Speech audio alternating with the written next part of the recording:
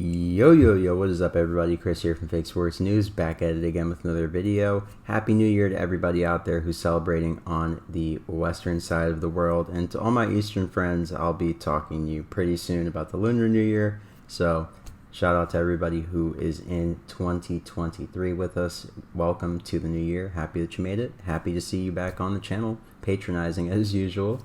And without further ado, let's start getting into things this week. Of course, we are getting into the major two qualifiers this week, taking place Friday, Saturday, and Sunday at time of recording. I'm recording this on Thursday evening, of course. And this weekend's matches are going to be pretty interesting. We have a couple of teams that made roster changes, just giving you guys a quick state of the union.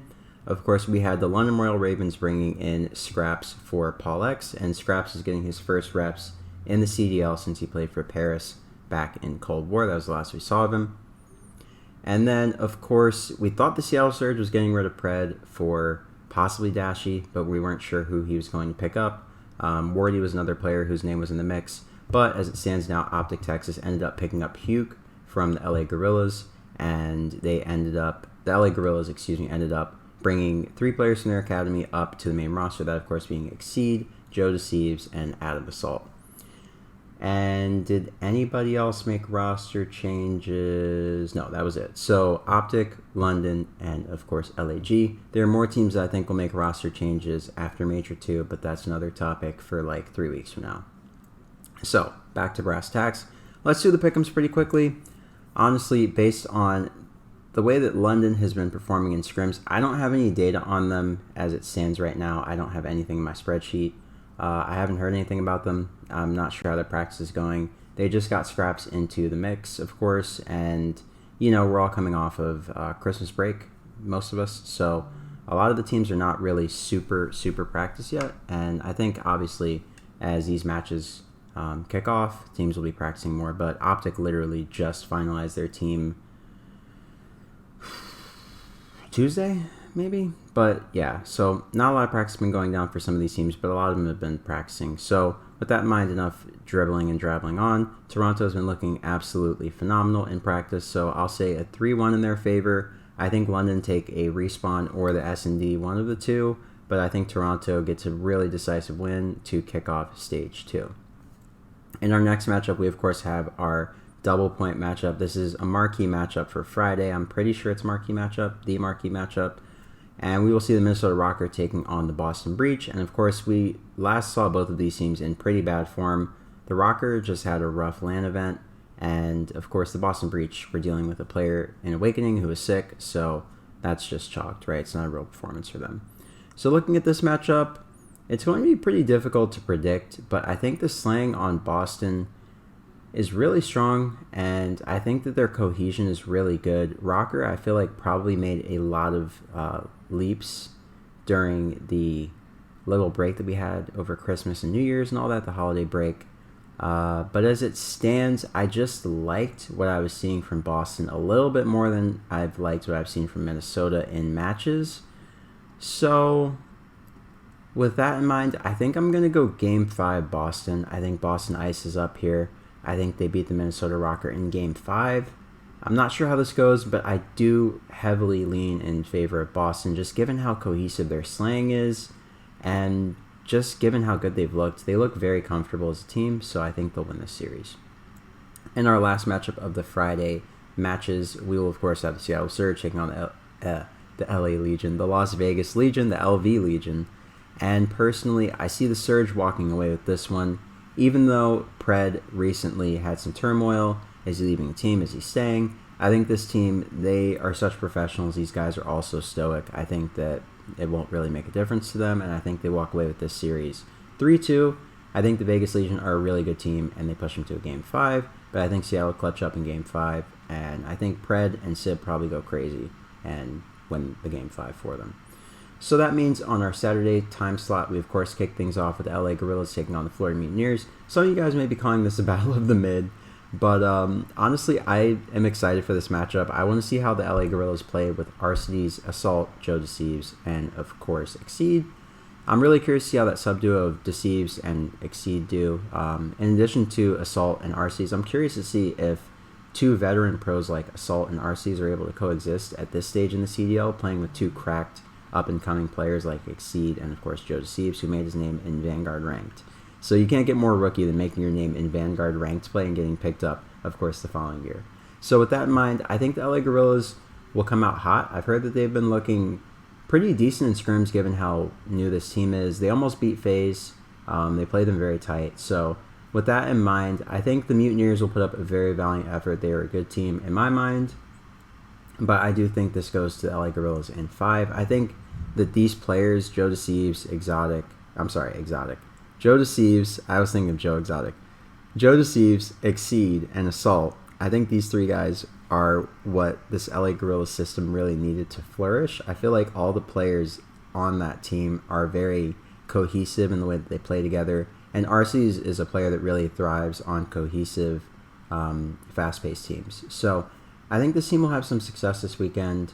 And I think it's going to be interesting to see how they perform. Now in our 4:30 slot, we have the London Royal Ravens taking on the Rokkr.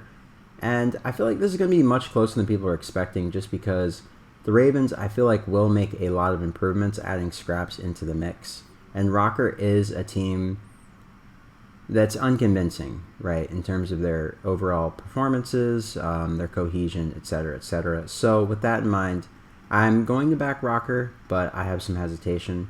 I feel like the Ravens, if they come out and play their game, could definitely win this series. But as it stands, I have the Rokkr walking away 3-2. In the 6 p.m. slot, we of course have my boys Atlanta Faze taking on the Seattle Surge. And this is a rematch of course, the Major 1 grand final or winners finals, where Surge came back after Faze made the 130-point comeback, and they were able to stomp them out in Game 5. Drown them out in Game 5. Got to stay on brand. And honestly, I think Faze will come back with a vengeance. Obviously, online is very different. Faze plays really well online. I love Faze. You guys know it's my hometown team, but Faze is really good online. So it's really hard to bet against those guys online. And for that, I will say 3-1 in favor of Atlanta Faze. Also, from what I've been seeing in the scrim results and what I've been hearing from people that I know in the community who are a little bit more plugged in than me, Faze has been looking really good on this new update with the spawns. So that's why I have them winning the series.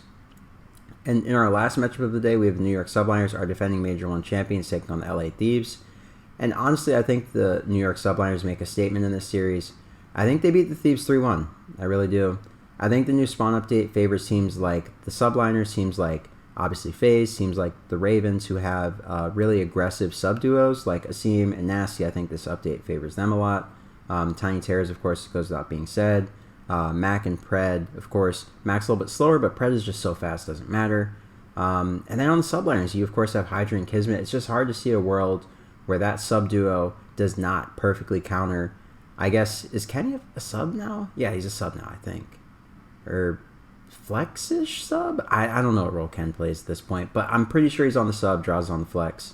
And with Envoy and Ken being the sub duo, it's a really great sub duo, don't get me wrong. The ceiling is obviously astronomical. The ceiling is the sky, right? So it's just hard to say. The current form in this game, the subliners look to have a lot figured out. They look to be really cohesive as a team, and their no leader team comp thing is working well. So if it ain't broke, don't fix it. I don't think there's anything to be fixed for the subliners, and I don't think they'll have anything to fix after their Saturday matchup. So I'm going to call it 3-1. Now, looking at our last day of action this weekend, we of course have the Florida Mutineers taking on the Toronto Ultra. And personally, I expect the Toronto Ultra to get another decisive victory here, but I think the Mutineers will likely take either the Control or the S&D, not sure which one. But those are their two best game modes. Their hardpoint is solid at times, but they just have a lot of issues with consistency, especially on the part of Vehicle and I don't want to say Havoc as much, but yeah, Vehicle and Havoc, their sub-duo, they have difficulty on the map sometimes. So if they can get things going, then I see this going to a Game 5, and I could see Florida winning this, but as it stands, I think Toronto is Scrap, Standy, Insight, and Kleenex. I mean, it's just hard to bet against those guys. They're so good. They're 7-3 in the CDL overall. They are so good. Yeah, so looking at our next matchup, we have the Boston Breeze taking on Optic Texas, and this is going to be our first look at Optic Texas with Hook in place of Dashi, of course. Obviously, it's not a one-to-one swap because they don't play the same role, Scump is likely moving to a flex. That's what we're assuming. Illy to the main AR. Shotzi, of course, is the main SMG. And then Hook would likely be playing the support role that Scump was playing before.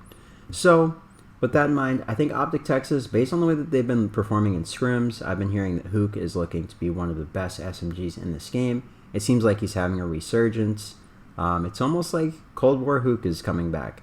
So it's ironic that he was playing with Shotzi and Illy, of course, back then as well. But I digress. I think Optic Texas will definitely have some early success. The honeymoon phase will definitely be strong, and it will definitely be in full force for the Green Wall. The Green Wall need this. I'm not an Optic fan anymore. You guys see I still got the jersey from Optic Chicago days. That was when I bowed out. But now that Dashy's gone, I do think that this team will go back to its winning ways. I love Dashy. I think he's a great player, but I just think that certain players and their mentalities are not conducive to success for certain teams. Obviously, we all know that watching regular sports. And I think that Dashy was just not working out in this Optic Texas team.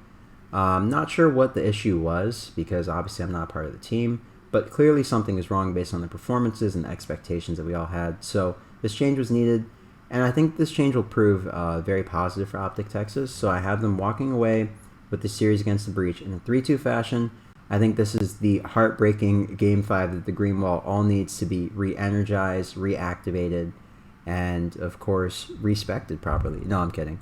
But anyways, Game 5 Optic is what I see likely going down. And then in our last matchup of the weekend, we have the LA Thieves taking on the LA Guerillas. The battle for LA is our last matchup of the weekend.